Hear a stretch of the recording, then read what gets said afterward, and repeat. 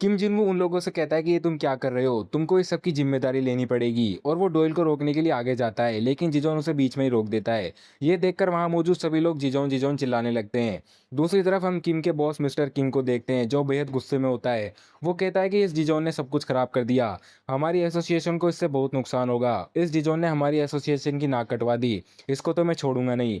तभी वहाँ जियोंग का बॉस आ जाता है। जियोंग अपनी कंपनी के बंदे से कहता है कि ये देखो इन्होंने मेरा क्या हाल कर दिया और वो दोनों अभी अंदर ही हैं, तुम जाकर उन्हें पकड़ लो। लेकिन वो बंदा मदद करने की बजाय उल्टा जियोंग को ही पीटने लगता है। वो जियोंग से कहता है कि तुम्हें बच्चों की फाइट में नहीं पड़ना चाहिए था और वो उसे वहीं तड़पता हुआ छोड़कर चला जाता है।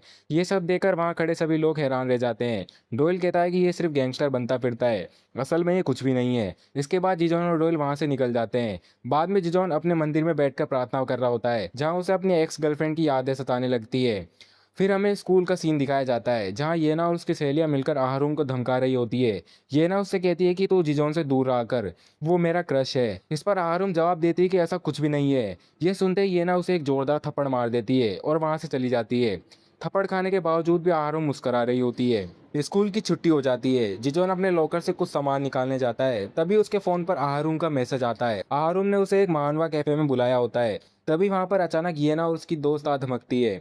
वो जिजोन की तस्वीरें खींचने लगती है और येना कहती है कि इस फोटो को तो मैं अपने फ़ोन का वॉलपेपर बनाऊंगी। जब येना की नज़र जिजोन के हाथ में मौजूद फ़ोन पर पड़ती है, तो वो ज़बरदस्ती उसका फ़ोन लेकर उसमें अपना नंबर सेव करने लगती है। वो कहती है कि तुम मुझसे जब चाहो बात कर सकते हो। वैसे क्या तुम इस वीकेंड पर फ्री हो? तभी उसकी दोस्त येना को याद दिलाती है कि तुम्हारा जन्मदिन भी तो आने वाला है। येना कहती है कि हाँ, तुमने बिल्कुल सही कहा। जिजोन, तुम भी मेरी पार्टी में ज़रूर आना। मैं तुम्हें पार्टी की सारी डिटेल भेज दूंगी। और वो दोनों वहाँ से चली जाती है।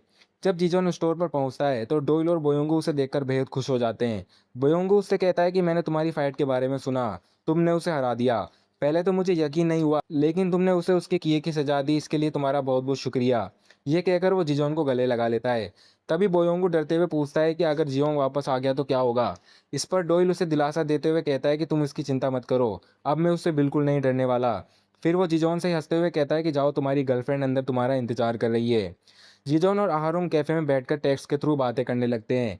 आहारुम उसे मैसेज करती है कि पिछली बार मैंने तुमसे तुम्हारे बारे में पूछा था कि तुम बोलते क्यों नहीं हो, लेकिन तुमने कोई साफ जवाब नहीं दिया था। क्या तुम मुझे अब बता सकते हो कि असल में क्या हुआ था?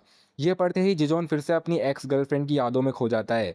फ्लैशबैक में उसकी एक्स उससे कह रही होती है कि तुम्हें पता है, ग्रिलिंग फिश सबसे तेज तैरती है और मैं भी उसकी जैसे ही बनना चाहती हूँ। मैं किसी के जाल में नहीं फंसना चाहती। उसकी ये अजीब बात सुनकर उस वक्त जिजोन को काफी अजीब लगा था। सीन वापस प्रेजेंट में आता है। जिजोन आहारों को कुछ लिखकर भेजने ही वाला होता है कि तभी उसके फोन पर येना का मैसेज आ जाता है। येना लिखती है कि मैंने बर्थडे पार्टी के लिए रूम बुक कर लिया है। पार्टी शनिवार की रात 9 बजे है। मैं तुम्हें एड्रेस भेज दूंगी, तुम आ जाना। जिजोन को फोन में खोया देख आहारून पूछती है कि किसका मैसेज है। जिजोन बात टालते हुए कहता है कि किसी का नहीं, तुम चिंता मत करो। कुछ दिनों बाद का सीन दिखाया जाता है, जहां आरुण का बाप शराब के नशे में धुत होकर तमाशा कर रहा होता है। पड़ोसी उस पर गुस्सा कर रहे होते हैं और आरुम से कहते हैं कि वो अपने बाप को अंदर लेकर जाए। आरुम जैसे ही उसे संभालकर अंदर ले जाने लगती है, तभी उसका बाप उल्टा ही उसे एक जोरदार थप्पड़ मार देता है और गाली देते हुए कहता है कि तू भी अपनी माँ जैसी है। यह सुनकर आरुम का गुस्सा फूट पड़ता है और वो रोते हुए कहती है कि तू बहुत बुरा है, तुम्हारी हरकतों की वजह से ही मेरी माँ मुझको छोड़कर चली गई। ये सुनते ही उसका बाप उसे एक और थप्पड़ मारता है और चिल्लाकर कहता है कि वो मेरी वजह से नहीं, बल्कि तेरी वजह से हम दोनों को छोड़कर गई थी। अपने बाप के मुंह से ये कड़वी बात सुनकर आहारुम का दिल टूट जाता है और वो वहां से फूट फूट कर रोती हुई भाग जाती है। और हम नेक्स्ट सीन में जिजोन को देखते हैं, जिसके पास येना का एक मैसेज आता है। येना ने उसे अपने जन्मदिन की पार्टी में बुलाया होता है। ये देखकर जिजोन खुद से कहता है कि मुझे जन्मदिन की पार्टी का न्योता नज़रअंदाज नहीं करना चाहिए और वो वहां जाने के लिए निकल पड़ता है। दूसरी तरफ हम येना को देखते हैं, जिसने सिर्फ अपने और जिजोन के लिए ही एक रूम बुक किया होता है। उसकी बर्थडे पार्टी में उन दोनों के अलावा कोई भी नहीं होता है। तभी रास्ते में जिजोन को आहारूम मिलती है, जो मंदिर के बाहर सीढ़ियों पर बैठकर रो रही होती है। जिजोन को देखकर वह रोते हुए कहती है कि मेरी माँ मेरी वजह से घर छोड़कर चली गई थी। मैंने ही अपनी माँ को सबसे ज़्यादा दुख पहुंचाया था। इतना कहते ही वह जिजोन के गले लगकर फूट फूट कर रोने लगती है। वहाँ दूसरी ओर येना रेस्टोरेंट में जिजोन का इंतजार कर रही होती है। इंतजार करते करते रात के 12 बज जाते हैं। तभी रेस्टोरेंट का बंदा उसके पास आता है और कहता है कि अब रेस्टोरेंट बंद करने का समय हो गया है। यह सुनकर येना को बहुत ही ज्यादा गुस्सा आता है और वो गुस्से में केक उठाकर नीचे फेंक देती है और रोने लगती है। इधर जिजोन और आहारून साथ में घूम रहे होते हैं। आहारून जिजोन को अपने अतीत के बारे में बताते हुए कहती है कि उस दिन मेरे बाप ने नशे में धुत होकर मेरी माँ को बहुत बुरा मारा था और फिर फ्लैशबैक दिखाया जाता है। आहरुम का बाप उसकी माँ को बेरहमी से पीट रहा होता है। तभी आहरुम अपनी माँ से कहती है कि तुम सिर्फ एक विक्टिम बन के रह गई हो, इससे कुछ भी नहीं बदलने वाला। मैं रोज रोज इस नर्क को देखती हूँ और मैं अब तुम दोनों से तंग आ चुकी हूँ। इतना कहकर वो वहाँ से भाग जाती है। कहानी फिर से प्रेजेंट में आती है। आहरुम जिजोन से कहती है कि उस घटना के कुछ दिनों बाद मेरी माँ हमेशा के लिए घर छोड़कर चली गई। तब मुझे एहसास हुआ कि मैं भी अपने बाप की तरह ही बहुत कड़वा और बहुत बुरा बोलती हूँ, और इस गिल्ट की वजह से मैंने धीरे धीरे पूरी तरीके से बोलना बंद कर दिया था। तभी सीन बदलता है और हम देखते हैं कि ये ना उन दोनों को साथ में देख लेती है। वह बेहद उदास और मुंह लटकाकर अपने घर की तरफ जाने लगती है। तभी अचानक उसे कोई पीछे से हैप्पी बर्थडे कहता है, और जब वो पीछे मुड़कर देखती है तो वहाँ पर ताक्सू खड़ा होता है। नेक्स्ट सीन में हम देखते हैं कि ताक्सू येना से मिलता है और उसे उसके जन्मदिन का तोहफा देता है। वह साफ कर देता है कि ये तोहफा पैचअप करने के लिए नहीं, बल्कि सिर्फ एक पुराने दोस्त के नाते दे रहा है। बातचीत में जब उसे पता चलता है कि येना की कोई बर्थडे पार्टी नहीं हुई, तो ताक्सू भड़क जाता है और वह जिजोन को भला बुरा कहने लगता है, क्योंकि जिजोन येना का जन्मदिन भूलकर किसी और लड़की यानी आरूम के साथ मिलने चला गया था। यहाँ ताक्सू एक बड़ा खुलासा करता है कि उसने जिजोन के स्कूल रिकॉर्ड्स निकलवाए हैं। जिजोन कोई आम लड़का नहीं है, बल्कि वह गंगनम के बेहद अमीर स्कूल चियोनजिगो से ट्रांसफर होकर आया है। ताक्सू को शक है कि जिजोन यहाँ इस पिछड़े इलाके में कुछ बड़ा छुपाने आया है। वह अपने हाथ का टैटू दिखाकर जिजोन से बदला लेने की बात करता है, लेकिन ये ना उसे मना करती है और कहती है कि बस उस लोमड़ी जैसी दिखने वाली लड़की आहारुम को जिजोन से दूर रखो। इसके बाद ताक्सू बताता है कि वह स्कूल छोड़कर मानो ह्यूंग के गैंग के साथ मिलकर एक और नया गलत रास्ता चुनने जा रहा है। दूसरी तरफ कहानी जिजोन और आहरुम पर शिफ्ट होती है, जहां हम दोनों के बीच गहरी बातें हो रही है। आहरुम कहती है कि इस बाहर से शांत दिखने के बावजूद उसके अंदर बहुत कड़वाहट भरी हुई है। जिजोन भी अपनी खामोशी का राज खोलते हुए कहता है कि वह भी वैसा ही है। उसकी खामोशी बस उसके कांटों को छुपाती है और उसने अतीत में किसी को बहुत ही बुरा जख्म दिया है। जब आहरुम बताती है कि वह आज रात घर नहीं जा सकती और इंटरनेट कैफे में सोएगी, तो जिजोन उससे कहता है कि चलो साथ चलते हैं। लेकिन आहरुम उसे किस करने की कोशिश करती है, लेकिन जिजोन वहां से भाग जाता है। कहानी के आखिरी हिस्से में एक बिल्कुल नया मोड़ आता है, जहां ताक्सू की गैंग के कुछ लड़के सड़क पर एक ड्रंक ड्राइवर को अपना शिकार बनाते हैं। एक लड़का जानबूझकर कार के आगे गिरने का नाटक करता है और पैर टूटने की एक्टिंग करने लगता है। जब ड्राइवर उन्हें डांटता है तो लड़के भाप जाते हैं कि ड्राइवर ने पी रखी है। वे पुलिस बुलाने की धमकी देकर उसे ब्लैकमेल करना शुरू करते हैं।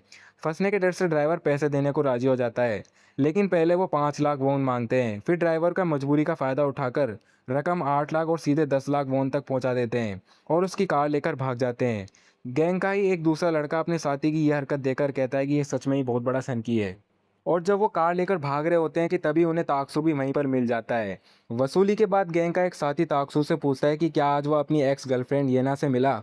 बातों बातों में ताक्सू को चिढ़ाता है कि अगर सब खत्म हो गया हो तो अपनी सुंदर एक्स गर्लफ्रेंड को उससे इंट्रोड्यूस करवा दे।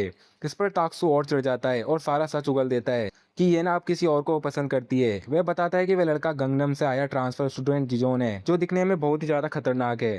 ताक्सू ये भी बताता है कि येना ने उससे कहा था कि वे जिजोन की करीबी लड़की आहारुम को एक सबक सिखाए। ताक्सू के दोस्त समझ जाते हैं कि ताक्सू जिजोन से बदला लेने के लिए तड़प रहा है, और हमें दिखाया जाता है कि ये लड़के ब्लैक फेम नाम के एक गैंग का हिस्सा है, जो भागे हुए और अपराधी बच्चों का एक खतरनाक ग्रुप है।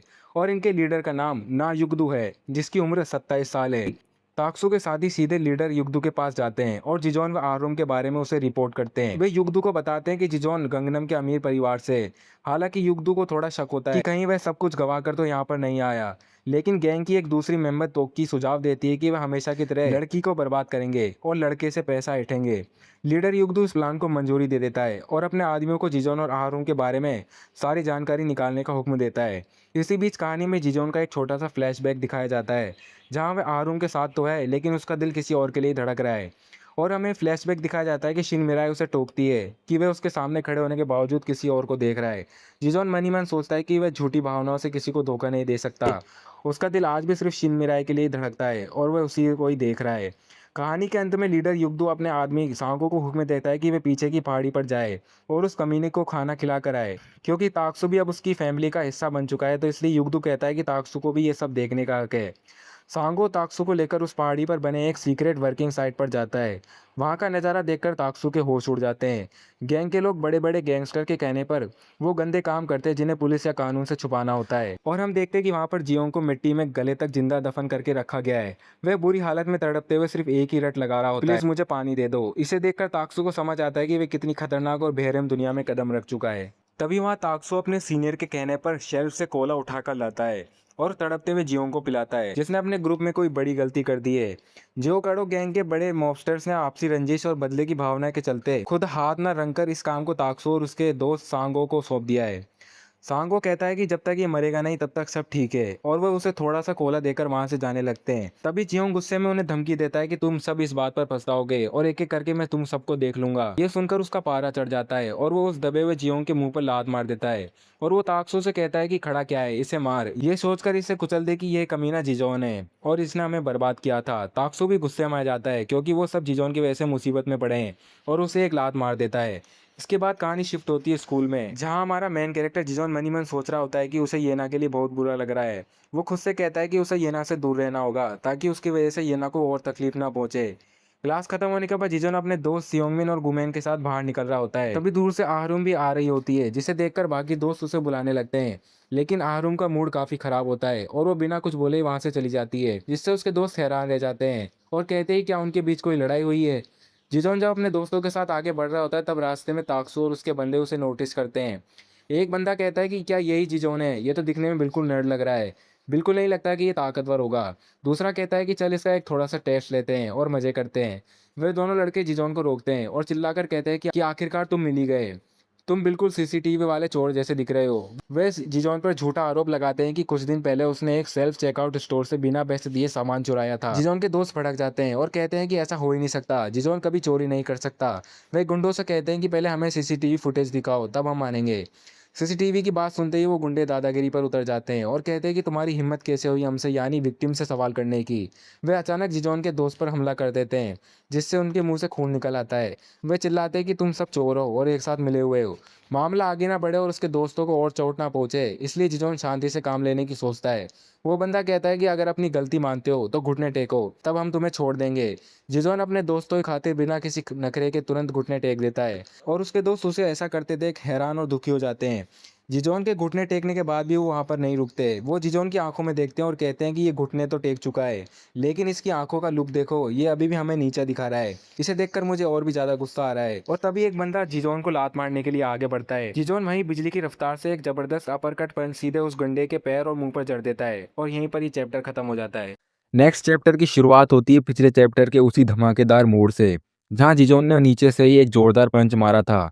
पंच इतना सटीक था कि सामने वाला गुंडा हवा में उड़ जाता है और उसके मुंह से चीख निकल पड़ती है। जिजोन को भारी पड़ता देख उसका दूसरा साथी पीछे से झपट्टा मारता है। जिजोन के दोस्त चिल्लाते हैं जिजोन तुम्हारे पीछे, लेकिन जिजोन की रिफ्लेक्स कमाल की है। वो तुरंत घूमकर उस दूसरे गुंडे पर भी लातों और घूंसों की बरसात कर देता है। जिजोन की ये खतरनाक फाइटिंग स्किल्स देखकर दोनों के होश उड़ जाते हैं। वे जमीन पर गिरते हुए दर्द से कराते हैं और सोचते हैं कि ये क्या भला है, ये कोई नॉर्मल लड़का नहीं है, ये तो खुद ही एक गुंडा है। वे जिजोन को ताना मारते हैं कि एक स्टूडेंट होकर वो ऐसी गुंडागर्दी कर रहा है और अपनी लाइफ बर्बाद कर रहा है। जिजोन के दोस्त ये सब देखकर हैरान रह जाते हैं, और ये सब ताक्सू भी देख रहा होता है। जब वो गुंडे बुरी तरह पिट जाते हैं तो वो अपनी हार मानने के बजाय अचानक विक्टिम कार्ड खेलने लगते हैं। वो चिल्लाते हैं कि ये दुनिया सच में खराब हो चुकी है, एक तो ये साला चोर है, ऊपर से हमारे साथ वायलेंस कर रहा है। ये सुनकर जिजोन के दोस्त भड़क जाते हैं और कहते हैं चोर, शुरुआत तो तुम लोगों ने की थी, तुमने पहले हाथ उठाया था। पिटने के बाद भी उन गुंडों की अकड़ कम नहीं होती। वे खड़े होकर चिल्लाते हैं ठीक है फिर आज इसे खत्म ही कर देते हैं। मैं तब तक नहीं रुकूंगा जब तक कि इंसाफ की जीत ना हो जाए। तभी सीन बदलता है और सांगो एक चाकू निकाल लेता है। जिजोन के दोस्त ये देखकर डर जाते हैं। चाकू हाथ में आते ही सांगो का कॉन्फिडेंस आते हुए आसमान पर पहुंच जाता है। वो सनकियों की तरह हंसते हुए जिजोन से कहता है अब समझ में आया कि तुमने किससे पंगा लिया है, बता कहाँ से काटना शुरू करूँ, अब कहाँ गई तेरी वो हेकड़ी, डर गया क्या। सांगो का पार्टनर उसे रोकने की कोशिश करता है और हाथ पकड़कर कहता है सांगो रुक जाओ, तुम गुस्से में होश खो रहे हो। अगर तुमने सच में किसी को चाकू मारा तो बहुत बड़ा रायता फैल जाएगा और युगदू हमें कभी नहीं छोड़ेगा। लेकिन सांगो पूरी तरह पागल हो चुका होता है। वो कहता है कि चुप रहे, अगर हम हार मान कर गए तो भी हमको युगदू नहीं छोड़ेगा। चाकू देखकर भी जिजोन बिल्कुल नहीं डरता और वो बहुत ही शांत और ठंडे दिमाग से खुद से एक बेहद खतरनाक बात कहता है। जिस पल तुमने चाकू निकाला था उसका सीधा सा मतलब ये था कि तुमने अपने अपोनेंट को भी हथियार इस्तेमाल करने की खुली छूट दे दी है। सांगो पागलों की तरह चीखता है मैं तुम्हारे जैसे लफंगे से नहीं हार सकता, अब तू मर साले, और चाकू से हमला करता है। लेकिन जिजोन पलक झपकते ही इसके वार को डॉज कर देता है और एक ऐसा काउंटर मूव करता है जिससे सांगो सीधे जमीन पर आ गिरता है और उसका चाकू दूर जा गिरता है। जमीन पर बड़ा सांगो दर्द से तड़पते हुए कहता है कि क्या तुझे लगता है कि तू जीत गया, जल्दी तुझे समझ आएगा कि तूने कितनी बड़ी गलती कर दी है, मैं तुझे सीधे जमीन में गाड़ दूंगा। जीजोन को फिर से अपनी तरफ बढ़ता देख सांगो का पार्टनर बुरी तरह डर जाता है और तुरंत जीजोन के आगे हाथ जोड़ लेता है और कांपते हुए कहता है, अरे भाई रुको, मुझे लगता है कि कोई बहुत बड़ी गलतफहमी हो गई है। अब जब मैं तुम्हें पास से देख रहा हूँ, तुम उस सीसीटीवी वाले चोर से थोड़े अलग दिख रहे हो। हम अपनी बात वापस लेते हैं, तुम चोर नहीं हो। वो दोनों गुंडे अपनी जान बचाकर वहां से दुम दबाकर भागने लगते हैं, लेकिन जाते जाते सांगो जीजोन को देख लेने की धमकी देता है। उनके जाने के बाद जीजोन और उसके दोस्त इस पूरी सिचुएशन का एनालिसिस करते हैं। वो लोग कहते हैं कि ये क्या था, वो जमीन में गाड़ने की बात कर रहे थे। ऐसा लग रहा था कि वो जानबूझकर हमें टारगेट करने आए थे। जोंगमिन कहता है कि उन्होंने युग दी हुंग का नाम लिया था, क्या वो उनका लीडर है? हमें इसके बारे में पता लगाना होगा। और वो जिजोन को वार्न करते हैं कि वो लोग खतरनाक है, इसलिए तुम थोड़ा संभल कर रहना। नेक्स्ट चैप्टर के हम शुरुआत में देखते हैं कि गैंग के मेंबर्स मार खाने के बाद अपने सीनियर युगडू हुंग के पास जाते हैं। युगडू उन्हें बिना दिमाग लगाए और सीधे लड़ाई करने के लिए डांटता है और उनकी खूब पिटाई करता है। इसके बाद वो उन्हें कहता है कि उस लड़के यानी जिजोन का पीछा करे और उसकी कमजोरी का पता लगाए, और उनका अगला निशाना आहारुम बनती है। दूसरी तरफ आहारुम मानवा कैफे में काफी उदास बैठी है क्योंकि जिजोन उससे बात नहीं कर रहा है। उसे लगता है कि वह जिजोन के लिए सिर्फ एक बोझ है। तभी वहां पर डोइल आ जाता है और उसका मूड ठीक करने के लिए उसे छत पर ड्रिंक करने के लिए बुलाता है। छत पर ड्रिंक करते हुए आरुम बताती है कि उसके माता पिता का बैकग्राउंड काफी खराब रहा है, घरेलू हिंसा, और इसकी वजह से उसे लगता है कि उसे कोई भी अब पसंद नहीं करेगा। बात करते करते बहुत ज्यादा शराब पी लेती है और बेहोश होने की हालत में आ जाती है। डोयल जिजोन को फोन करके बताता है कि आरुम ने बहुत ज्यादा पी ली है और वो अकेले घर नहीं जा सकती। दरअसल डोयल ये देखना चाहता था कि जिजोन के दिल में आरुम के लिए कोई फीलिंग्स है या नहीं। रास्ते में अकेले जाते समय कुछ गुंडे आरुम को घेर लेते हैं और उसे परेशान करने लगते हैं। वे उसे जबरदस्ती अपने साथ ले जाने की कोशिश करते हैं। डोयल दूर से ये सब देख रहा होता है और सोचता है कि जिजोन तो आया नहीं, इसलिए अब उसे खुद ही आरुम को बचाने के लिए बीच में आना पड़ेगा। जैसे ही गुंडे आरुम को हाथ लगाने की कोशिश करते हैं, अचानक पीछे से कोई बहुत तेज से हमला करने के लिए आ जाता है, जो कि मुमकिन तौर पर हमारा जिजोन ही है। और हम देखते हैं कि जिजोन की वहां पर फाइट शुरू हो जाती है। वो अकेले ही उन दोनों गुंडों को वहां पर खूब ज्यादा मारता है और उनकी धज्जियां उड़ा देता है। हान आरुम को सही सलामत देखकर डोइल भी खुश हो जाता है, लेकिन आरुम बहुत ज्यादा इमोशनल हो जाती है। वो रोते हुए जिजोन से कहती है कि तुम यहाँ पर क्यों आए हो? क्या तुम्हें मुझ पर तरस आता है? प्लीज मेरे साथ इतने अच्छे मत बनो। मैं तुम्हारे ऊपर बोझ नहीं बनना चाहती, बस ऐसा नाटक करो कि तुम मुझे जानते ही नहीं। आहारुम ये बोलते बोलते कमजोरी की वजह से बेहोश होने लगती है। जिजोन बिना कुछ बोले उसे अपनी पीठ पर उठा लेता है और वहां से ले जाने लगता है। लेकिन आहारुम को पीठ पर ले जाते हुए जिजोन मनी मन सोचता है कि आहारुम, मैंने तुम्हें कभी बोझ नहीं समझा, लेकिन जैसा तुम चाहती हो तुम्हें अपने दिल में जगह देना, वो मेरे लिए नामुमकिन है, क्योंकि मेरे दिल पर पहले से ही किसी और का हक है और उसका नाम शिन मिराई है। अब कहानी शिफ्ट होती है सीधा गंगनम के सबसे अमीर इलाके में, जहां चेंजोई हाई स्कूल के बाहर दो ताक्सू की गैंग के बंदे मंडरा रहे हैं। इनमें से एक का मकसद ये पता लगाना है कि जिजो ने आखिर ये स्कूल क्यों छोड़ा और वो यहाँ से ट्रांसफर क्यों हुआ। तभी वो स्कूल की दो लड़कियों को रोकता है और उनसे पूछता है कि क्या तुम जिजोन नाम के किसी लड़के को जानती हो जो यहाँ पर पढ़ता था। लड़कियां डरकर कहती है, हटो यहाँ से, हमें परेशान मत करो, और वो वहां से भाग जाती है। इसके बाद वो एक कैफे के बाहर बैठी दो लड़कियों के पास जाता है और उन्हें जबरदस्ती ड्रिंक ऑफर करता है और फ्लर्ट करने की कोशिश करता है। लड़कियां उसे क्रीप कहकर वहां से जाने लगती है, तो वो चिढ़ जाता है और उनसे पूछता है कि अरे सुनो तो, क्या तुम जिजोन को जानती हो? तब एक लड़की डरते हुए बोलती है, जिजोन सनबे और शिनमिराए, उनके बारे में तो स्कूल में सब जानते हैं, लेकिन वो अब बहुत पुरानी बात हो चुकी है। जैसे ही वो गुंडा शिनमिराए का नाम सुनता है, वो गुस्से में टेबल पर मुक्का मारता है कि आखिर ये शिनमिराए कौन है। वो बंदा उन लड़कियों पर गुस्सा कर ही रहा होता है कि तभी पीछे से एक लंबे कद का चश्मे वाला लड़का आता है। गुस्से में गुंडे के टेबल पर हाथ पटक देता है। उसे देखकर लड़कियां चौंक जाती है और कहती है, हानग्योल सनबे। हानग्योल सनबे की आंखों में गुस्सा है और वो उस बंदे के सामने झुकता है और उसकी आंखों में आंखें डालकर कहता है, तुम जिजोन के बारे में क्या जानना चाहते हो? मैं उस कमीने के बारे में सब कुछ जानता हूँ, तो क्या तुम मुझसे बात करना चाहोगे? हानग्योल के इस खौफनाक लुक को देखकर उसके भी पसीने छूट जाते हैं और वो उसे बात करने के लिए अपने साथ लेकर जाने लगता है। हानग्योल को लगता है कि ये आदमी बोंगसान एंटरटेनमेंट यानी शिनमिराई की एजेंसी का है। हानग्योल गुस्से में चिल्लाता है कि तुम्हारी हिम्मत कैसे हुई यहाँ पर आने की? दोबारा जिजोन के आसपास मत दिखना, और उसे मारने पीटने लगता है। खुद को पीटता देख सांगो की हालत खराब हो जाती है और वो उसकी आंखों में मिट्टी फेंक देता है और एक चाकू से उसके पैर में एक कट मार देता है और वहां से भागने लगता है। हानग्योल भी उसका पीछा करने लगता है। तभी किस्मत से उसका मोटा दोस्त पीले रंग की वैन लेकर वहां पर आ जाता है। सांगो उसमें कूदकर वहां से भाग निकलता है और वो चश्मे वाला बंदा भी उनका पीछा करने लगता है। लेकिन असली धमाका तो अब होने वाला है। वैन के अंदर सांगो का दोस्त गाड़ी का रेडियो ऑन करता है, जहां एलाकोन नाम के एक पॉपुलर ग्रुप का गाना बज रहा होता है। उसका दोस्त सांगो को बताता है कि इस ग्रुप की लीडर कोई और नहीं बल्कि शिन मिराई है। और सबसे बड़ा झटका, जिजोन और शिन मिराई पास्ट में एक दूसरे को डेट कर रहे थे, यानी वो रिलेशनशिप में थे। ये सुनकर सांगो के पैरों तले जमीन खिसक जाती है। इसके बाद सीन बदलता है और हम आहारुम को देखते हैं, जो सोकर उठती है। वो अपने आप को टेम्पल में पाती है। उसे याद आता है कि कल रात उसने हद से ज्यादा शराब पी ली थी, और नशे में बहुत ज्यादा तमाशा किया था। जैसे ही वह कमरे से बाहर आती है उसे जिजोन मिलता है। वह रोते हुए कहती कि मुझे माफ कर दो, कल रात मैंने बहुत ज्यादा बकवास की, मैं तुम पर बोझ बन गई हूँ, इसलिए मेरा यहाँ से चले जाना ही बेहतर है। और आखिर में वो रोते हुए जिजोन से अपना फोन वापस मांगती है, क्योंकि उसका मानना था कि सारे फसाद की जड़ वो फोन ही है।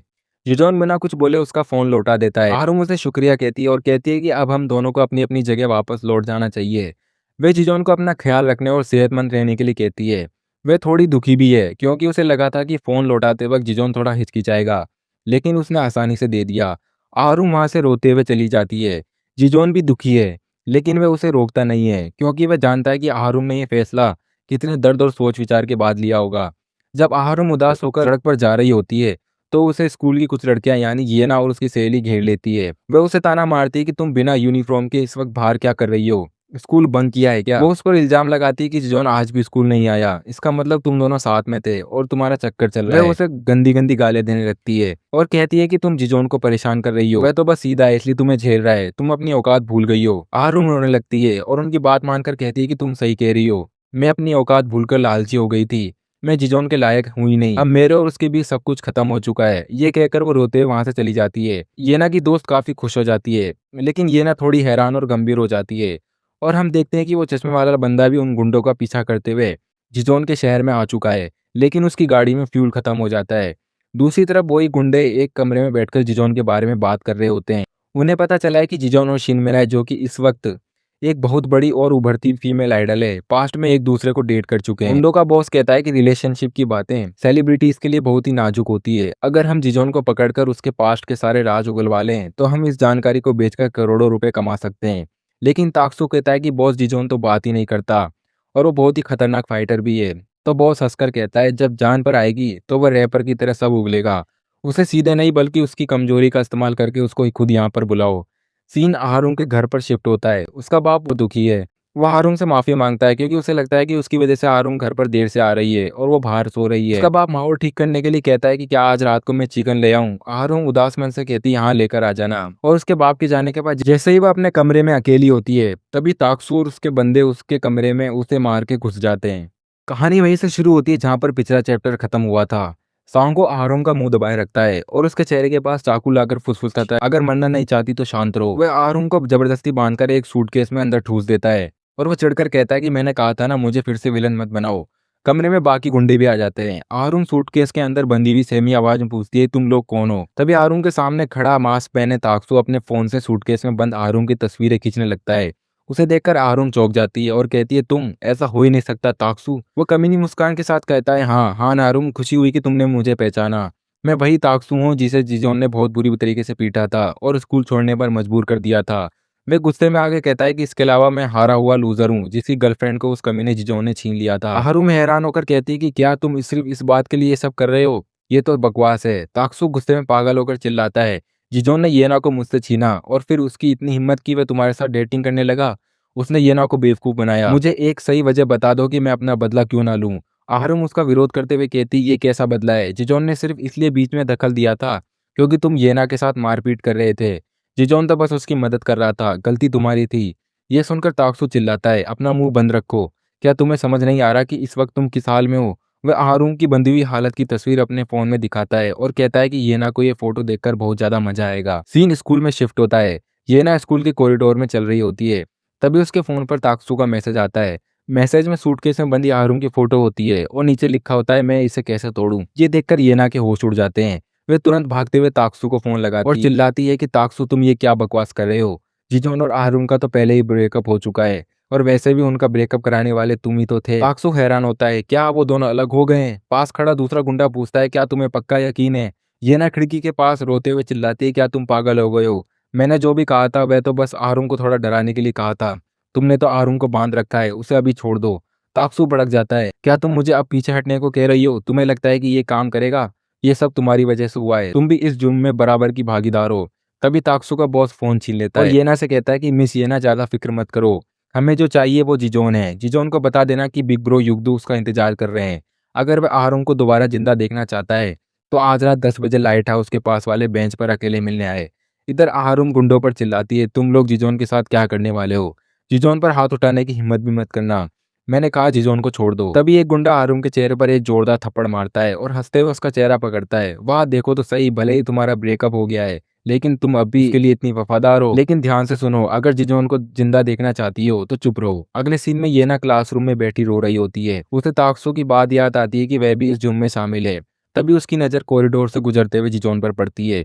येना भागकर सीढ़ियों पर जिजोन को रोकती है और घुटनों के बल बैठकर रोते हुए भीख मांगती है। प्लीज मुझे माफ कर दो, आहारुम को ताक्सू के गैंग ने किडनैप कर लिया है। जिजोन के दोस्त भी वहां पर आ जाते हैं। उन्हें पता चलता है कि ताक्सू अब बिग ब्रो युगदू की गैंग में शामिल हो गया है। ये वही गुंडे हैं जिन्होंने पिछली बार जिजोन को सड़क पर चोर बताकर फंसाने की कोशिश की थी। ये ना रोते हुए कहती है कि प्लीज पुलिस को मत बताना, अगर सबको पता चला कि मैं इसमें शामिल थी तो मैं स्कूल में कभी अपना चेहरा नहीं दिखा पाऊंगी। I am really sorry. जिजोन का दोस्त गुस्से में येना पर चिल्लाता है लेकिन जिजोन अपना हाथ उठाकर उसे शांत करा देता है। जिजोन के दोस्त कहते हैं कि जिजोन क्या तुम सच में अकेले जा रहे हो? आहारुम की जान खतरे में है, हम तुम्हें अकेले नहीं जाने देंगे, हम भी तुम्हारे साथ चलेंगे। हम सब एक टीम है, हमें आहारुम को बचाना ही होगा। रात के 10 बज जाते हैं। लाइट हाउस की रोशनी चारों तरफ फैल रही होती है। जिजोन अकेले उस समय तय की गई जगह पर खड़ा होता है और उसके पीछे गुमेन और सियोंगमिन भी होते हैं। तभी अंधेरे में से एक गुंडा स्कूटर पर हेडलाइट जलाकर आता है और कहता है कि क्या तुम ही जिजोन हो, चलो आ जाओ। जिजोन के दोस्त गली के कोने में एक पुरानी वेंडिंग मशीन के पीछे दुब के बैठे हुए थे। एक के हाथ में तो बेसबॉल बैट भी था, पर डर के मारे दोनों की सिट्टी पिट्टी गुम थी। जैसे ही उन्होंने देखा कि जिजोन बिना किसी डर के एक गुंडे के स्कूटर पर पीछे बैठकर चला गया तो उन दोनों के होश उड़ जाते हैं। वो पीछे से चिल्लाते रह जाते हैं कि अरे रुक जाओ, हमें ऐसे अकेला छोड़कर मत जाओ। पर जिजोन किसी की सुनने वाला नहीं था। वो तो अपने आरुम को बचाने के लिए सीधा निकल पड़ता है। सन्नाटा ऐसा होता है कि रात के अंधेरे में सिर्फ स्कूटर की हेडलाइट चमक रही होती है। स्कूटर वाले ने भी एक सुनसान खंडर के पास जाकर ब्रेक मारा और बोला कि लो भाई, मेरी ड्यूटी यहीं तक थी, आगे वो जो पुरानी कसाई खाने की जैसी बिल्डिंग दिख रही है वही तुम्हारी मंजिल है, अब मैं चलता हूँ। जिजोन जैसे ही आगे बढ़ता है उसके सामने एक सांड जैसा तगड़ा गंजा गुंडा आकर खड़ा हो जाता है जिसका नाम था गो डोंगसिक, जो खुद को गैंग का ट्रेनिंग हेड बता रहा था। और आते ही कॉलर झाड़ते हुए बड़ी बड़ी बातें करने लगता है कि मैंने बड़े चर्चे सुने हैं तेरे, चल आज मर्दों वाली फाइट हो जाए, आमने सामने मुक्के से मुक्का। अगर तूने मुझे घुटने टेकने पर मजबूर कर दिया तो तेरी बंदी ले जाना जो कि अंदर है। अब जिजोन वहां कोई अखाड़े का मैच खेलने तो नहीं आया था। उसने बिना कोई बकवास सुने जमीन पर पड़ा हुआ एक भारी लोहे का पाइप उठा लिया।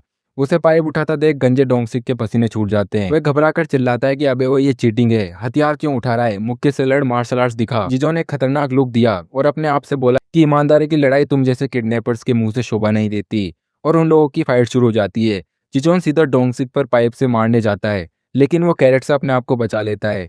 ये देख उसकी फट जाती है। तभी एक बंदा जिजोन पर सीमेंट का ब्लॉक फेंक कर मारता है लेकिन जिजोन उसे डॉज कर देता है और वो ब्लॉक सीधा डोंगसिक के जाके लगता है और वहीं पर ढेर हो जाता है। फिर जिजोन उन सभी को इतना गंदा मारता है कि वो सब वहीं पर अधमरे हो जाते हैं। मैदान साफ करने के बाद जिजोन कसाई खाने का वो भारी जंग लोहे का दरवाजा खोलकर अंदर जाने लगता है। अंदर का नजारा किसी हॉरर फिल्म जैसा था। धूल कबाड़ और छत से लटके मांस टांगने वाले नुकीले हुक। वहीं बीचों बीच एक कुर्सी पर आरुम रस्सी से बंधी हुई थी जिसके मुंह पर पट्टी लगी हुई थी। वे जिजोन को देखकर तड़पने लगती है जैसे कि वो कुछ उसे बताना चाह रही हो। और वो वहां पर जियोंग को भी देखता है जो उसको देखकर हंसता है और कहता है कि नरक में तुम्हारा स्वागत है जिजोन। इससे पहले कि जिजोन कुछ समझ पाता, सांगो पीछे से आकर उसकी गर्दन पर एक स्टन गन लगा देता है। बिजली का ऐसा तगड़ा झटका लगता है कि जिजोन का दिमाग सन रह जाता है। सांगो हंसते हुए कहता है कि लड़ाई का पहला नियम, लड़की को देखकर कभी ध्यान नहीं भटकाते। करंट इतना खतरनाक होता है कि जिजोन का वो फौलादी शरीर भी जवाब दे देता है और वो घुटनों के बल जमीन पर गिर पड़ता है। और सारे गुंडे वहां पर इकट्ठे हो जाते हैं और पागलों की तरह जश्न मनाने लगते हैं कि वाह, हमारी रणनीति काम कर गई, अभी हमारे चंगुल में आ चुका है। और जिजोन बेहोश हो जाता है और जब उसे होश आता है तो वो अपने आप को जमीन में गर्दन तक गड़ा हुआ पाता है। तभी उसके सामने उन लोगों का बॉस आता है और जिजोन से कहता है कि कैसे हो जिजोन, मेरा नाम जुगदू है और ब्लैक फेम में तुम्हारा स्वागत है।